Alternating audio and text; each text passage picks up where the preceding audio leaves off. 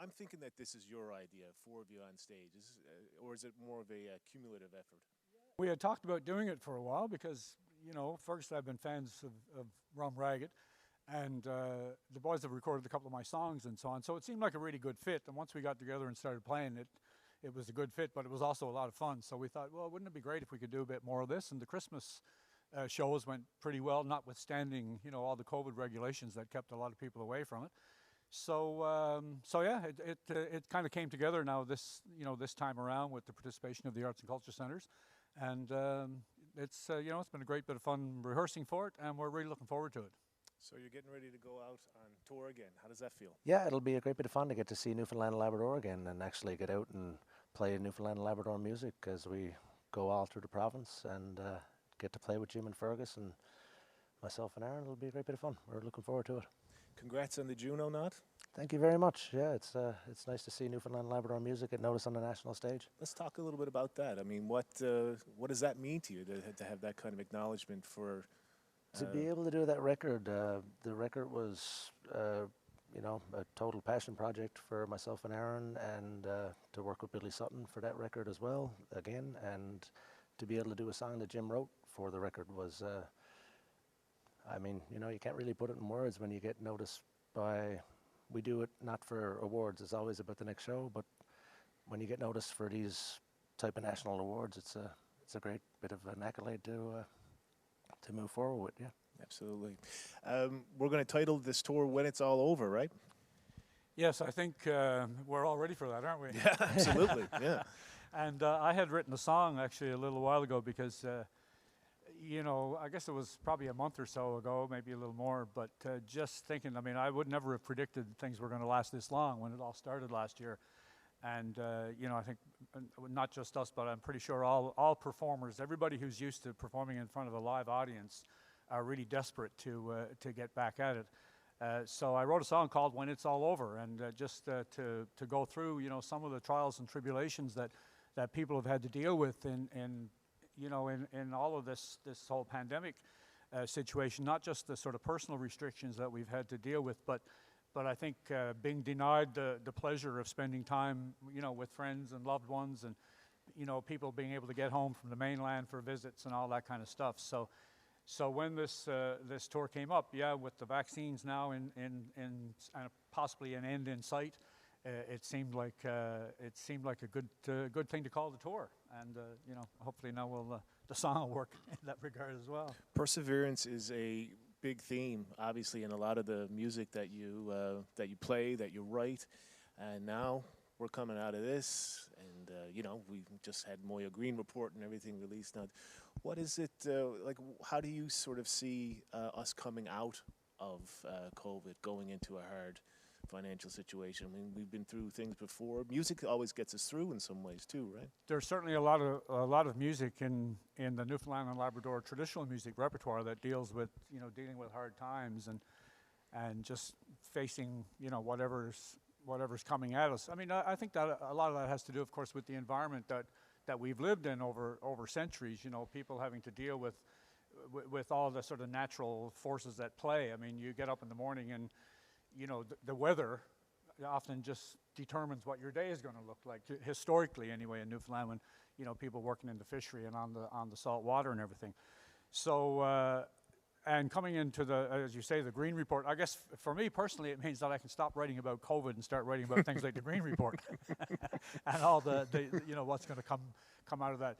But I think like I say, there's COVID fatigue has been really hard on people, and the longer it goes on without being able to do the things that we all normally did, the harder it's going to be to get back to what we used to consider normal. Things will probably never be the same. There's a line in the song about how we'll look at the world like never before, and so I think it's an education. I'm old enough to remember when polio was going on in Newfoundland, tuberculosis. So all of those sorts of things add to our collective consciousness about the how we approach the future and how we can draw on the lessons and the experience of people who've gone before us to be able to deal with hardship and hard times, and and how we, as you say, persevere to keep trying to make things better. Mark, as a young person who's quickly building a career in the province, I mean, you're here, you're working here, you're writing here, you're creating here, you're getting exposure. I mean, what is the importance of you now to be here coming out of something like this? To be here, I mean, we're learning every day as young musicians in Newfoundland. We're definitely going back to the old traditional songs that seem to teach us lessons that are more valuable today than they ever were, especially in the middle of, a pandemic, and being able to get back out finally is going to be, you can't really explain it in words, to be honest. It's just to get to see people's faces and enjoying shows, and to be able to do it with Fergus and Jim. Like, we leave rehearsals every time with lessons, and to be able to, I can only imagine the lessons we're going to have taught to us on a stage together. I'm really looking forward to it this time. I'm going to throw you a curveball here now. Okay. I'm going to do the same to him. That's only fair. Yeah. Put you on the spot. What's your favorite Fergus and Jim song? Favorite Fergus and Jim song? I think it's When It's All Over. That's a good answer. That's a very good answer. Yeah, and no one can contradict him because no one else has heard it. Exactly. Yes, that's the point. That's a really good answer, actually. What's your favorite Rum Ragged song? Oh, my favorite Rum Ragged songs would have to be the songs that I've written that they've recorded. Yeah. Also a great answer. No, seriously, I think the boys do just a bang-up job on so many songs, and it's funny because they bring such a wide range to the material, not just the traditional material, but the songs by other people that they've recorded. I mean, they recorded one of Daniel Payne's songs, for example, on the last album as well, "The Wave That Hit St. Bride's," which is a great song, and I've sung it with Dan a few times as well. But I just think they bring quite a depth and breadth to their interpretations, not just of the traditional songs, but songs by others. And between the sort of the vocal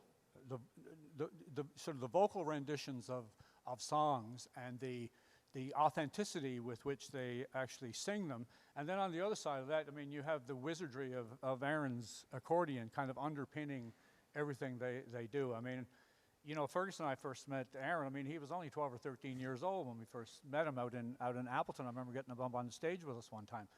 And, to see him blossom into the kind of dazzling musician that he is, and then to see him and Mark come together. I mean, they're a great pair. They've always managed to surround themselves with really talented people to back them up in various, iterations of the band. So I just think they represent the music of Newfoundland and Labrador really, really well. So When It's All Over is going to be on tour from June 20th to the 27th at all of our arts and culture centers. Go online, artsandculturecenter.com. It's a configuration that I think audiences are just going to be super jazzed to see, and I really appreciate you coming in, playing a bit of music, and for the talk as well. It's going to be great. Yeah, thanks very much, Aidan. It's been a pleasure. Thank you very much.